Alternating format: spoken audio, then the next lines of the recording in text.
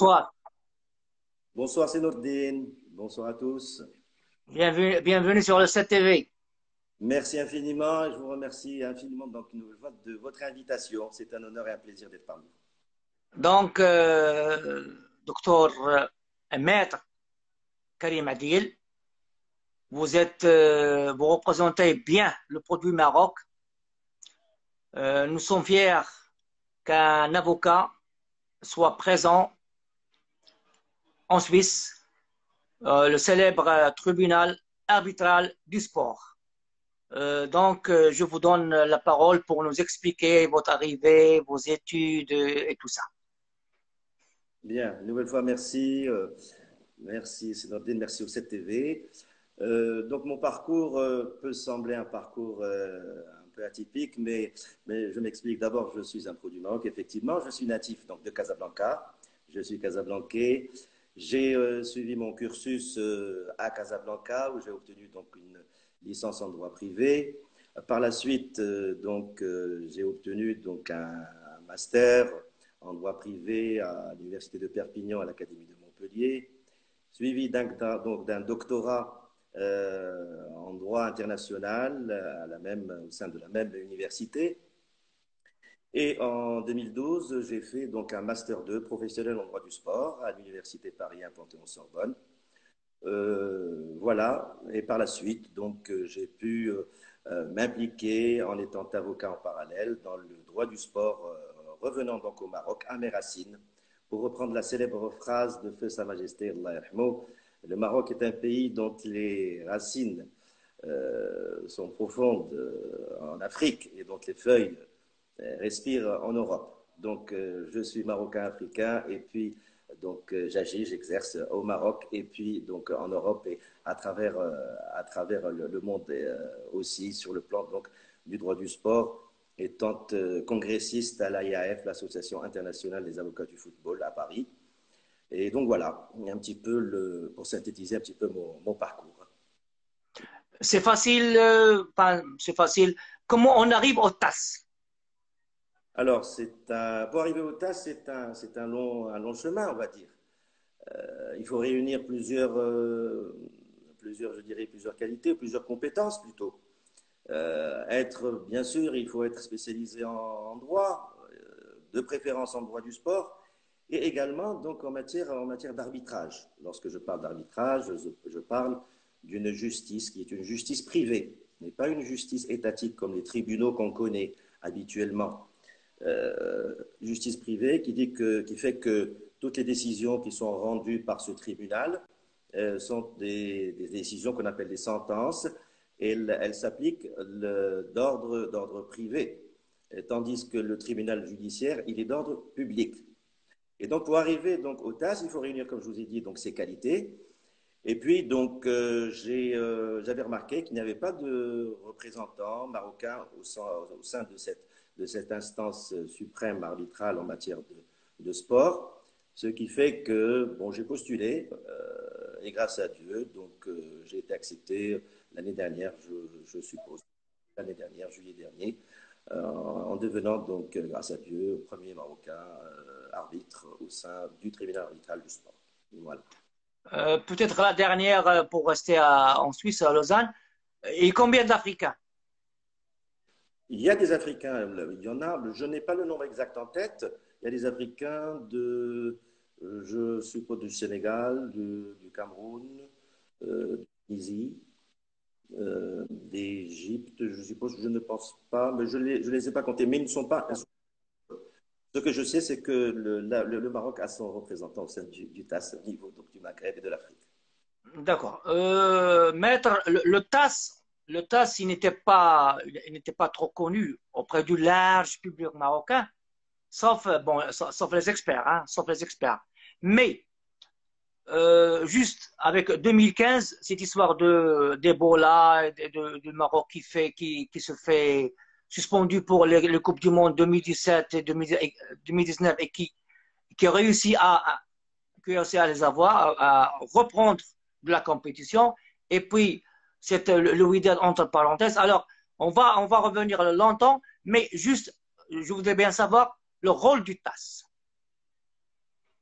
Le rôle du TAS, comme je vous ai expliqué, c'est qu'il il est saisi par toute fédération, toute association sportive d'un litige qui concerne donc ces fédérations, ces associations, les clubs ou les joueurs, les athlètes professionnels, et qui statue donc sur les différends ou les litiges, les affaires qui lui sont portées. En l'occurrence, pour revenir donc à 2015, il y avait, le tribunal arbitral du sport n'était pas connu à ce moment-là, effectivement, très connu au Maroc.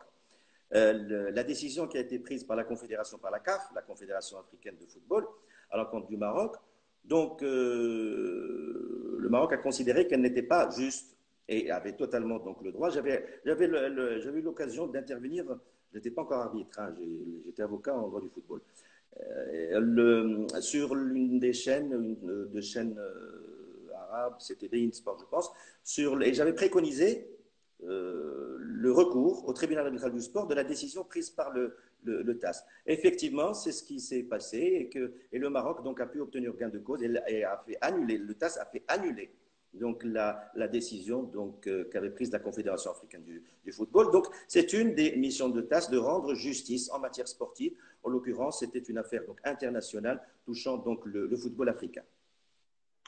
Donc, maître, ça sera en même temps des leçons, enfin des enseignements pour le large public marocain, les fédérations, les clubs. Alors, on a un petit peu ouvert la parenthèse, le rôle du TAS. Si on parle un petit peu de cette période-là, le Covid-19 et les problèmes les problèmes qui viennent tout de suite, hein. Oui. Alors, effectivement, il y a de cela quelque temps, une directive de la FIFA qui, de cette situation donc, de pandémie internationale du Covid-19, elle est venue donc avec une directive comportant donc 5 points pour le pallier ou pour essayer de régler les problèmes qui peuvent subvenir entre les clubs et les joueurs par rapport au contrat de football professionnel. Et cette directive de la FIFA est venue avec 5 points. Le fondement de ces 5 points, c'est la baisse des salaires des joueurs. Donc à ce moment-là, il faudrait revenir au cadre légal au Maroc. Le cadre légal, c'est l'application des statuts types qui ont été publiés au bulletin officiel et promulgués par le ministère. C'est un arrêté, plus exactement, du ministère de la Jeunesse et des Sports de 2016 qui prévoit qu'il y a donc recours en cas de force majeure. Il y a application d'abord des statuts types qui renvoient, je le précise bien, au Code du travail marocain. Au Code du travail marocain. Et ça, c'est le cadre légal. La problématique, donc, c'est la baisse. La baisse des salaires, elle doit se faire en concertation entre les clubs et les joueurs. On ne peut pas imposer, un club impose aux joueurs et le joueur ne peut pas refuser une approche donc, du club pour pouvoir trouver une solution par rapport à la baisse des salaires. Je m'explique en détail. Il y a une baisse, proposition, donc une directive de baisse de salaire entre 20 et 70% des salaires des joueurs par les clubs. Moi, je dirais qu'il faut couper la poire en deux, on pourrait faire 50% pour que les clubs ne se trouvent pas dans une situation d'impossibilité d'assumer les charges salariales, la masse salariale plutôt du club. Et le joueur aussi doit faire un sacrifice aussi en voyant donc son salaire abaisser pour que la compétition puisse reprendre sereinement et sans qu'il y ait donc rupture des contrats. Parce qu'au final, quel est le but de la FIFA et le but en général dans le football? C'est la préservation d'un principe fondamental, un principe FIFA, qui est la stabilité contractuelle. Stabilité contractuelle, parce que sans joueur, il n'y a pas de football. Et sans club, eh ben, il n'y a pas de football. Donc, c'est ce compromis qu'on essaie de trouver dans les contrats en faisant donc arriver les deux parties à trouver un compromis, lequel compromis doit être donc écrit, validé par les deux parties, dans le cadre d'un avenant au contrat existant, pour qu'on puisse donc continuer. Autrement, eh bien, il y a la voie donc, de la Chambre arbitrale du sport et il y a la voie judiciaire, puisque, comme je vous l'ai dit, on revient au Code du travail. Et à ce moment-là, donc c'est le tribunal du travail qui est compétent pour trancher les différends ou les litiges pouvant être amenés pouvant être, lui étant donc amené par ce cas donc de différend entre les clubs et les joueurs. Maître, bon, le Covid, enfin, Corona, tout ça. Alors, nous avons, ces derniers temps, aussi au niveau, bon, le football, parce que le football est trop médiatisé, peut-être que des choses qui vont le basket, le hand, mais surtout le football, on assiste à ce mot-là qui devient très courant dans notre quotidien, les litiges.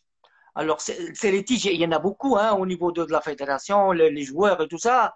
Ça doit, une solution, je ne sais pas, anticipée. C'est exactement ça. On est en train donc de travailler en amont pour éviter qu'il y ait donc ces genres de litiges.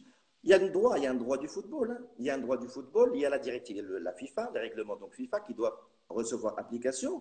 Et il y a, comme je vous l'ai dit donc, il y a un instant, les contrats types entre les joueurs qui doivent être appliqués. Maintenant, effectivement, ce cas comporte donc un caractère exceptionnel avec ce corona ou ce Covid-19. Et à situation exceptionnelle, il y a donc mesures exceptionnelles. Donc les mesures exceptionnelles, sont donc cette concertation, ce compromis qui doit être trouvé entre les clubs et les joueurs pour éviter effectivement qu'il y ait des litiges par la suite, ce qui risquerait d'handicaper donc la reprise des compétitions et des championnats donc du championnat donc national, des championnats donc les ligues nationales.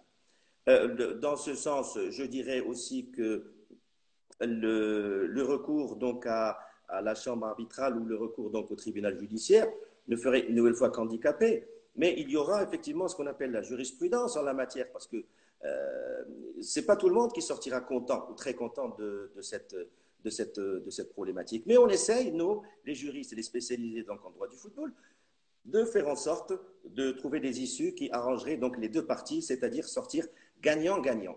C'est-à-dire que les joueurs donc, sortent gagnants et apaisés, puisqu'il ne faut pas oublier aussi que un des points de la directive, c'est la sauvegarde de la dignité humaine des joueurs. Parce que si les joueurs, on leur baisse les salaires, par exemple, eh bien, il faut faire en sorte qu'ils ne se retrouvent pas dans une situation de précarité. Nous savons bien qu'il y a des charges familiales, le loyer, etc. Il faut faire très attention à ça. Par ailleurs, et d'autre part, le joueur aussi, si par exemple, c'est une hypothèse qui peut se poser, il y a une prolongation donc, de tout cela parce qu'on n'a pas encore de visibilité claire et définie, il n'y a pas encore de décision. Et du ministère de la Santé, je sais bien que la fédération attend cette décision-là pour pouvoir prendre une décision quant à la reprise ou à l'attribution du championnat ou éventuellement la reprise ou l'attribution selon le ratio ou selon le classement, comme ce qu'on a vu un petit peu donc, en Europe, il y a diverses hypothèses. Donc nous sommes attentistes et on essaie de travailler en amont pour éviter plutôt les litiges par la suite.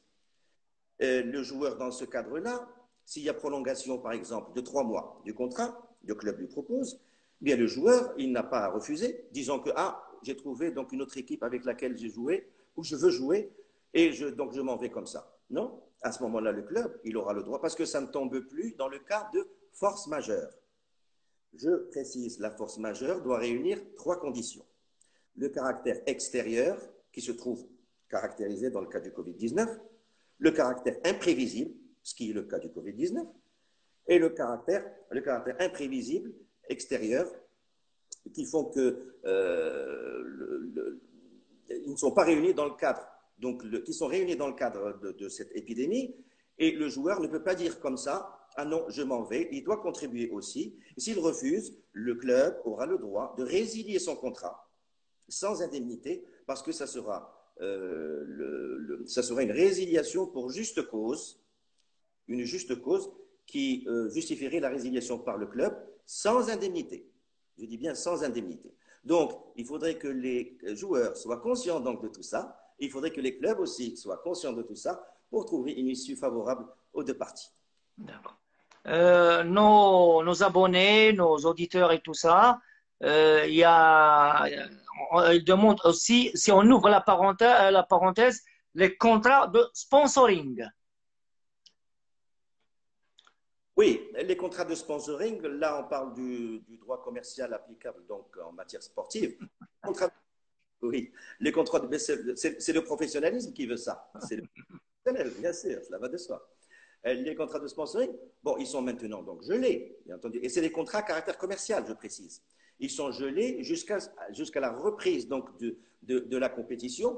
Il pourrait donc, une nouvelle fois, on revient à la négociation entre les partenaires donc, commerciaux, c'est-à-dire les sponsors, et les clubs également, pour pouvoir renégocier leur contrat. Pourquoi? Une nouvelle fois, en appliquant le caractère donc, de la force majeure qui a fait que il y a eu donc pas une rupture, mais une suspension de l'exécution donc de ces contrats qui doivent être revus à la reprise donc de la compétition. Maître, on arrive un petit peu au sujet brûlant, parce qu'il y a cette affaire du Wydad là, il y a beaucoup d'encre qui est coulée. Hein. Oui. Oui, beaucoup d'encre qui a coulé. L'affaire du Wydad, vous voulez dire Avec le Tarji. Oui, absolument.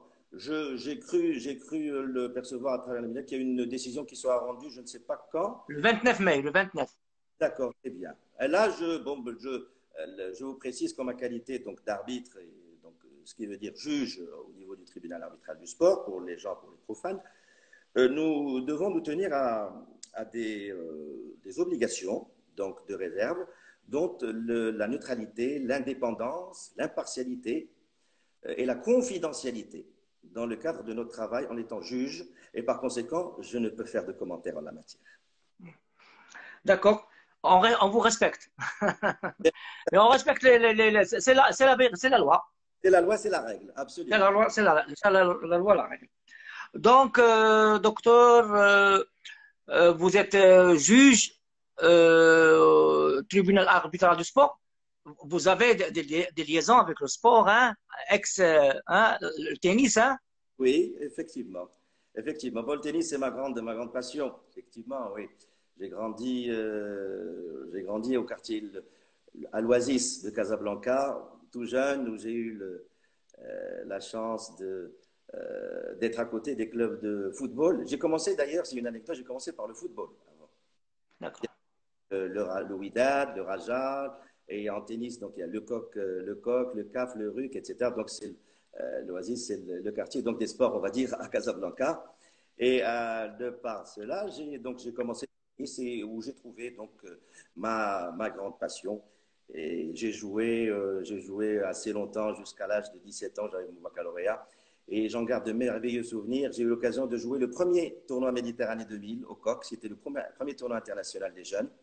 J'ai fait donc, la participation de mes amis Younes Ainaoui, Karim Alami, Hicham Araji, je ne sais pas, peut-être bien. J'ai eu la chance de jouer, j'étais minime, je pense, j'étais un peu moins âgé. J'avais fait une demi-finale. D'accord. Une finale où j'étais sorti des qualifications d'ailleurs. J'étais sorti une demi-finale au Coq où il y avait l'une des premières retransmissions télévisuelles publiques, RTM à ce moment-là et deuxième à ce moment-là. Il y avait une des premières couvertures médiatiques donc, du tennis. Voilà. Et je garde un autre souvenir où j'avais représenté le Maroc au sein de la Fédération royale marocaine de tennis avec Simjid, Allah son âme, à Kuwait City, au championnat arabe à Kuwait City. 15 jours après, on s'était classé, on avait fait demi-finale, on s'était classé troisième, on avait obtenu la médaille de bronze. Et à notre retour, 15 jours après, Saddam Hussein avait envahi l'Irak. C'était la première guerre du Golfe. C'était une petite anecdote. Donc j'ai eu de très très beaux souvenirs donc, sur le plan de tennis, qui m'a toujours accompagné durant mon cursus universitaire, et ensuite dans le cadre de ma carrière professionnelle. J'ai d'ailleurs publié plusieurs ouvrages en matière sportive en général et en matière de tennis en particulier. Et je trouve que le sport, avec ses valeurs, accompagne toute carrière professionnelle et ne font que constituer un socle de développement humain. Maître, le droit est un océan. Notre discussion, peut-être que vous avez un thème à ajouter, des choses à nous enrichir de votre expérience. C'est vrai que le droit est un océan et le droit du sport est aussi un océan. Il y a de cela ce qu'on appelle la spécificité sportive. C'est ce que j'essaie depuis quelques années de faire, de partager avec bon nombre de personnes et même avec, ce sont mes amis, avec le public en général. Le droit du sport, il n'est pas essentiellement juridique, stricto sensu. C'est-à-dire que des sportifs peuvent se spécialiser en droit du sport, comme des juristes peuvent se spécialiser aussi en droit du sport. Je vais vous donner un exemple. Lorsque j'étais en 2012 en master à la Sorbonne en droit du sport, il y avait Zinedine Zidane qui était également en master en droit du sport. D'accord. Et c'était une obligation pour le Zinedine Zidane d'avoir un master pour pouvoir intégrer le staff du Real de Madrid en tant qu'entraîneur, entraîneur adjoint. Donc, et le sport et le droit peuvent s'accorder chacun selon sa vocation et ce qu'il veut aspirer et ouvre bon nombre de portes pour ceux qui sont passionnés et qui veulent arriver à aboutir voilà, à avancer dans cette lignée, dans cette optique. Maître, notre quotidien, ben, il y a eu ces petits problèmes-là de dopage. Donc, vous avez saisi des dossiers de dopage. Oui, en qualité d'avocat, je précise bien. Avocat ou bien moi-même le plus important, le dopage. Alors, votre avis, comment vous allez résoudre ce problème-là, le dopage. Alors, le dopage est un problème à part entière en matière de droit du sport. En pratique, j'ai eu l'occasion de traiter bon nombre d'affaires, surtout en athlétisme. Les organismes sont à Monaco, donc par rapport à l'Association internationale d'athlétisme, à l'AIAF, en matière de dopage. Et il faut savoir que c'est le Code mondial antidopage qui régit donc toute cette problématique. Et il y a une problématique récurrente en la matière, c'est le contrôle inopiné des athlètes. Il arrive que des athlètes remportent, surtout chez nous au Maroc, on a beaucoup d'athlètes en matière d'athlétisme, je précise, qui se retrouvent donc champions, qui ont gagné donc des courses à travers le monde, des marathons, en demi-fond également, et qui se retrouvent donc privés de leur médaille ou de leur prix avec un contrôle inopiné. Je pense qu'au Maroc, nous attendons toujours, il y a des textes de loi relatifs au dopage qui doivent être promulgués. On attend toujours depuis un bon nombre d'années, donc je renvoie donc les instances à revoir donc ce code antidopage ou ce règlement antidopage donc par rapport au Maroc. Sur le plan mondial, comme je vous l'ai dit, c'est à part. Il y a des instances donc, qui contrôlent ça. Il y a des règles donc à part qui ne rentrent pas dans le cadre général du droit du sport, qui sont une spécificité qu'on connaît également en Europe à travers le cyclisme. On a connu le Tour de France et bon nombre de problèmes qui sont arrivés. Et c'est intéressant. On n'a pas encore arrêté de parler du dopage qui commence à atteindre même d'autres sports aujourd'hui. Et il faut savoir que la problématique, c'est que chaque année, chaque mois de janvier, l'Association mondiale antidopage, qui se trouve aux États-Unis, publie une liste de produits dopants. Et cette liste de produits dopants, elle se renouvelle chaque année. Ce qui fait qu'il y a des produits que l'athlète même professionnel, en les prenant, ne sait pas que ces produits font partie de cette liste. C'est pour ça que je les invite à contrôler chaque mois de janvier, pour les athlètes professionnels, la liste des produits antidopants établie et publiée par l'Agence mondiale antidopage pour qu'ils évitent de se faire donc prendre par rapport donc à cette interdiction. Maître, aussi, le dopage, donc, on a parlé. Alors, parfois, on a ces matchs-là qui ne respectent pas l'équité, hein, qui ne respectent pas l'éthique, hein, il y a des matchs truqués. Qu'est-ce que vous en dites? Là, vous évoquez à bon escient une autre problématique des matchs truqués. Là, ça tombe sous le coup du droit positif et du droit objectif. Parce que je vais vous faire une petite analogie pour que vous puissiez comprendre. C'est comme si on parlait d'escroquerie. Et tout moyen en la matière, tout moyen de preuve, quel qu'il soit, est recevable devant une instance disciplinaire, qu'elle soit donc disciplinaire au niveau donc des organismes sportifs, pour faire donc annuler des matchs, enlever des titres, relégation, etc. comme sanction disciplinaire, et recevable également devant les tribunaux ordinaires pour prendre des sanctions à l'encontre donc des gens ayant donc commis ces actes répréhensibles par le droit pénal, par exemple. Et revenant donc à la preuve, tous les moyens de preuve donc, sont recevables devant les tribunaux pour sanctionner ces genres d'agissements. Et je déplore effectivement que ça touche à Ouais. l'équité et au fair play et au caractère donc caractère donc le sportif et de compétition donc saine. Tiens. Docteur, vous êtes là en Suisse, au bureau. Les demandes, le genre de demandes qui arrivent là pour résoudre des problèmes, ça, si vous pouvez nous parler un petit peu du groupe là, des demandes qui arrivent. Ils sont liés à quoi? Au niveau du tribunal arbitral du sport. Ouais, ouais, ouais.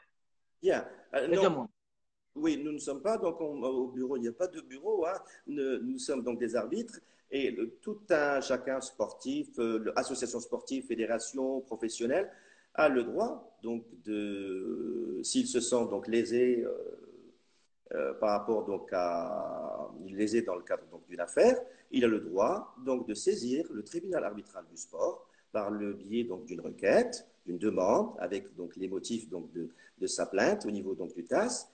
Et le TAS, il désigne de son propre libre arbitre un arbitre donc sur la liste qui figure publiquement sur le site du TAS. Et par la suite, donc le tribunal arbitral nous contacte l'arbitre désigné pour il accepte ou non d'être saisi donc par l'affaire qu'il instruira par la suite. Voilà. Impeccable.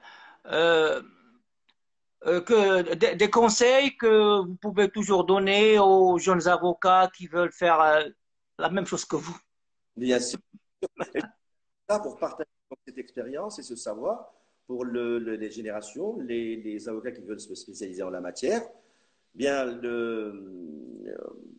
moi je suis quelqu'un de très cartésien et scientifique en la matière. Il faut avoir une formation en droit du sport. Parce que, comme je l'ai dit, le fait d'être avocat, avec toute la noblesse de notre métier, ne suffirait pas, je dis au conditionnel.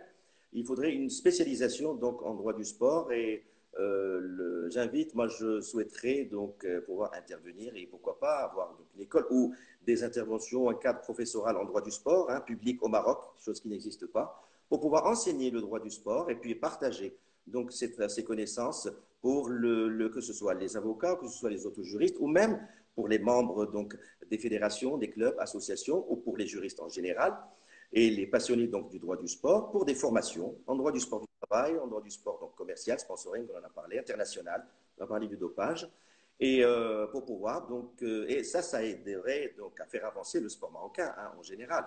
Si on connaît les règles, eh bien c'est toujours donc un gain de confiance, un gain de connaissance qui permettrait de faire avancer le sport au Maroc.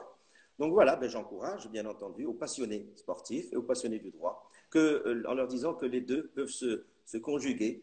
J'en suis modestement et humblement un des exemples. Mettre parmi les ingrédients d'une vie au quotidien que nous vivons le sport. Alors nous avons la préparation physique, nous avons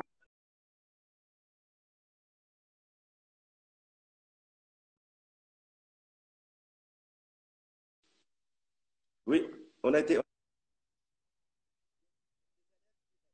ce sont les aléas des nouvelles technologies. Hein. Et de la technologie, absolument. Oui. Donc, je disais, on a des choses qui font partie de notre quotidien. On parle en l'entraînement, on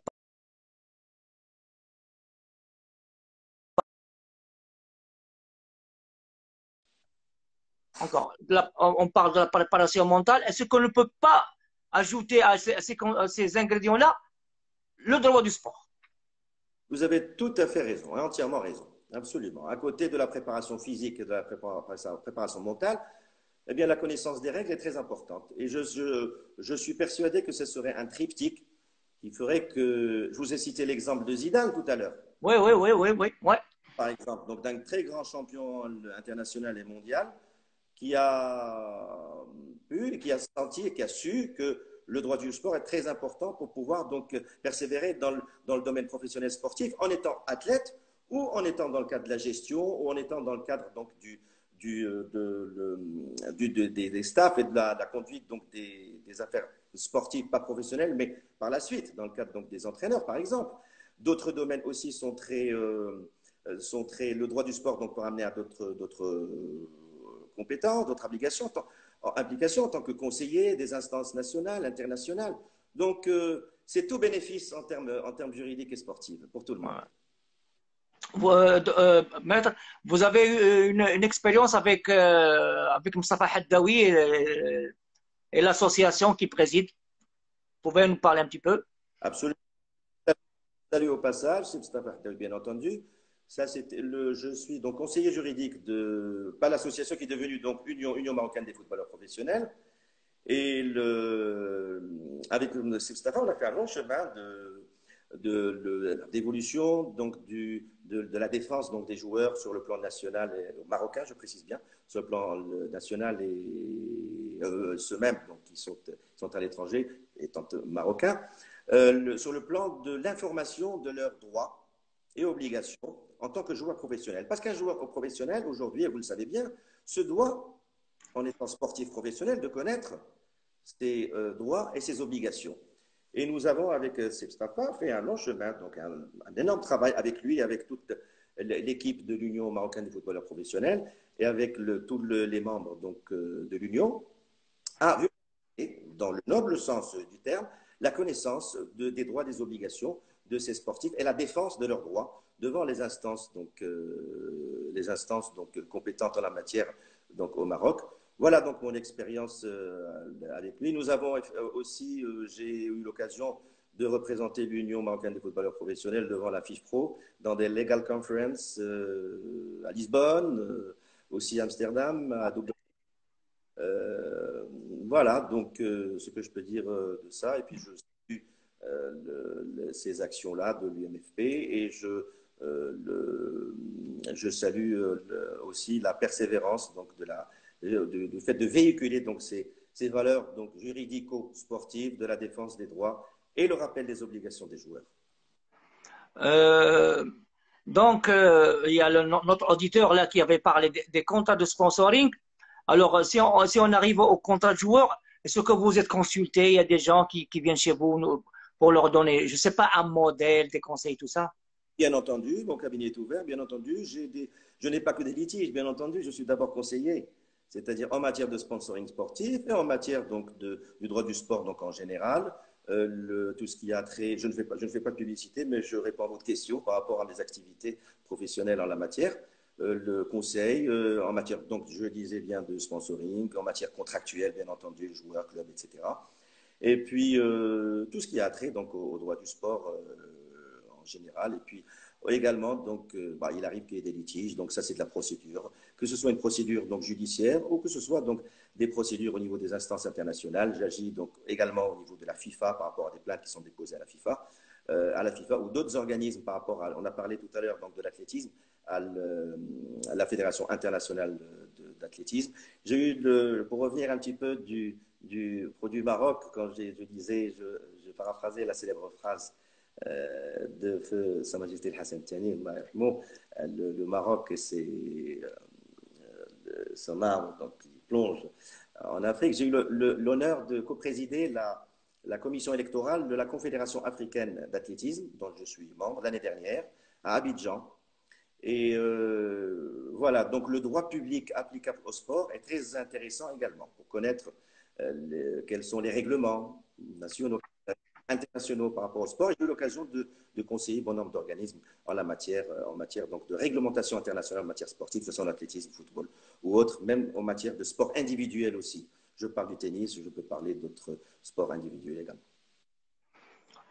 Maître, si on quitte un petit peu le sport et tout ça, alors nous avons des petites choses que nous demandons à nos invités. Votre avis, votre idée sur la tolérance. La tolérance, je l'appliquerai directement en matière sportive, est une des valeurs fondamentales en matière de sport. Je la définirai par un terme anglo-saxon qui est le fair play. Le fair play. faut être toujours tolérant et accepter le sport tel qu'il est. Lorsqu'on parle de victoire, lorsqu'on parle de défaite, et comme dit le proverbe, c'est au soir des défaites qu'on construit les victoires. Donc il faut tolérer les erreurs qu'on peut commettre, sportivement parlant. Il faut tolérer, donc on peut voir en matière de sport, stricto sensu, sur les terrains, des injustices, des erreurs d'arbitrage des fois, je parle d'arbitrage de football, ou d'arbitrage sportif, de compétition. Et il faut être tolérant en la matière, accepter ce qu'on appelle l'aléa sportif. S'il n'y a pas cet aléa sportif, eh bien, il n'y aurait pas le charme et le plaisir de la compétition sportive. D'où donc le fait d'être tolérant et d'accepter donc le fair play, d'accepter la petite injustice qui peut arriver ou qui peut donc subvenir dans le cadre des compétitions sportives. Voilà donc comment je définis la tolérance en matière de sport. Maître, vous avez certainement un souvenir quelque part avec un conflit. Vous pouvez nous rappeler un petit souvenir sympa.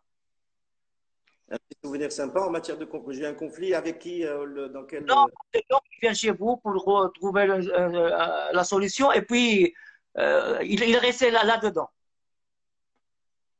Oh, je ne parlerai pas de conflit jusque-là, je parlerai plus de peut-être un peu d'incompréhension, de mésentente par rapport donc à certaines visions de certaines choses en matière de sport. Ben, ça peut arriver, tout un chacun a son propre avis. D'ailleurs, c'est ce que je préconise à tout le monde, avoir un esprit très ouvert et être à l'écoute pour ne pas tomber dans le conflit, comme vous le dites, mais non, par rapport aux avis, je dirais, tranchés ou aux avis différents, on peut très très bien par, encore une fois, donc la tolérance, vous l'avez dit, la compréhension de l'autre. Je suis par ailleurs médiateur professionnel, donc il y a un caractère, je suis diplômé de l'IFOMEN. Un petit souvenir, un petit souvenir. Oh, un souvenir, je jouais au tennis, voilà, parce que nous les sportifs, quand on est à l'intérieur, c'est pas comme quand on est à l'extérieur.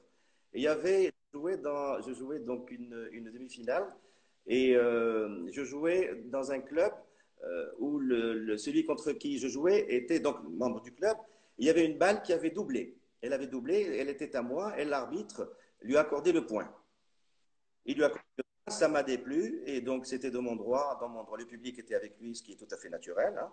Et j'étais dans mon droit d'appeler le juge arbitre. J'ai appelé le juge arbitre, et le juge arbitre, il m'a dit, je n'ai pas vu, par conséquent, il n'y avait pas de télé, de vidéo à ce moment-là. Il m'a dit, qu'est-ce qu'on fait? Je lui ai dit, je lui laisse le point, mais il ne gagnera pas. Et effectivement, il a gagné le premier set, j'ai gagné le deuxième et le troisième, et j'ai pu remporter donc le tournoi. Voilà. Bon. Et j'ai gagné, j'avais remporté la Coupe du Fair Play aussi. Impeccable. Nous sommes à 40 minutes de notre petite discussion. Si vous avez à ajouter quelque chose. Mes remerciements. D'abord, je voudrais parler donc des valeurs du sport. Des valeurs du sport et quand on dit valeurs du sport, on pense toujours à l'olympisme. L'olympisme, bien sûr, quand on parle du plus grand événement en matière sportive, c'est quoi? Ce sont les Jeux Olympiques. Et qui dit Jeux Olympiques, ce sont les valeurs universelles du sport. Les valeurs universelles d'amitié qui sont représentées dans le cadre des Jeux Olympiques par le flambeau. Les valeurs de respect qui sont représentées par le cadre des Jeux Olympiques par les anneaux de l'olympisme. Et les valeurs donc, de l'excellence. L'excellence, donc c'est la compétition.